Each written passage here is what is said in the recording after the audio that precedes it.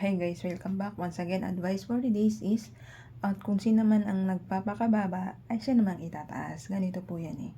Ang taong nagpapakumbaba at nilalawakan niya pangunawa niya at kababaang loob niya at tumutulong siya sa kapwa-tao niya nang walang hinihinging kapalit at tsak na tsak, kalugod-lugod ka sa mata ng ating Diyos Ama. Kasi pinapakita mo yung pagiging mabuting tao mo sa kapwa-tao mo.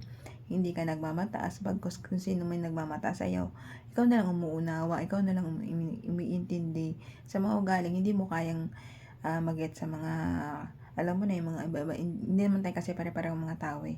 Tayo mga tao ay iba-iba tayong ugali. May mga tao talagang mapagmataas sa kapwa-tao nila at mapagmata. Pero kung ikaw isang taong malawak ang pangunawa, may kababaang loob para sa kapwa-tao mo, ay tsak na tsak ang kaligtasan ng kaluluwa mo. Ang mga taong mahilig magmataas sa kapwa-tao nila at hindi marunong magpakababa sa kapwa-tao nila, ay tsak na tsak mahulog sila sa apoy ng impyerno na hindi namamatay. Doon sila sa impyerno mababagsak. Lilinisin kaluluwa nila doon hanggang sa magsisi sila at baguhin ng pagsisisi nila ang kanilang pagkataong kaluluwa nila at para maahon sila ng Diyos doon sa impyerno. Pero ang mga taong hindi talaga marunong magsisi ay hindi maliligtas yun. Pero ikaw sa taong, kung isa kang taong mabuting tao at malawak ang pangunawa, inuunawa mo yung mga taong makitid ang pangunawa, lalong-lalo na hindi maintindihan yung mga pinagsasabi mo. Diba? Gusto nila, kahit mali sila pa rin ang tama. Mali po yun. Huwag po tayo magmataas, magpakababa po tayo.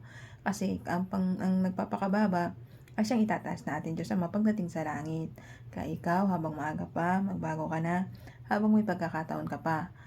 Ang pagtulong sa kapwa, hindi naman dapat tayong mag-isip ng pabalik. Kumbaga, napakasarap tumulong sa kapwa-tao natin, lalong-lalo na meron tayo at wala sila.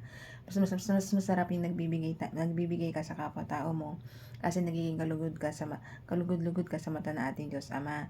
Nakikita mo lang pagiging mabuting tao mo sa iyong kapwa-tao at lalong-lalo na sa magulang mo. Huwag mong kakalimutan ha, ang magulang mong nagpalaki sa iyo at nagpaaral sa iyo para mabuhay ka dito sa ibabaw ng mundo at makapag-aral ka. Huwag mo silang tatalikuran, tulungan mo sila kasi sila naman matatanda ngayon, sila naman nangangailangan ng tulong. Tulungan natin sa abot makakaya na natin. Huwag po natin sila saktan, mahalin po natin mga magulang natin at ang kapwa-tao natin. Magpakababa lang po tayo sa mata ng ating Diyos Ama at saka ng kapwa-tao natin. Tumulong ng walang hinihintay na kapalit. Magmahal, magrespetuhan, magbigayan po tayong lahat dito sa ibabaw ng mundo. Yun pang hiling na ating Diyos Ama. Ang magtulungan, magbigay at magmahalan po tayo at magrespetuhan dito sa ibabaw ng lupa.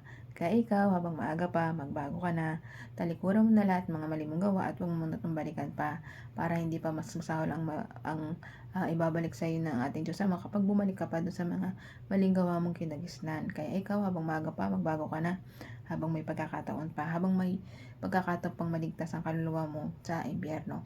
At doon tayo lahat, mapupunta lahat ng mga mabubuting tao at nagpapakita ng kabutiang tao sa kapwa-tao natin at nagiging madasari at makadiyos ka. Kaya hanggang dito na lang po aking advice. Ingat po tayong lahat and God bless.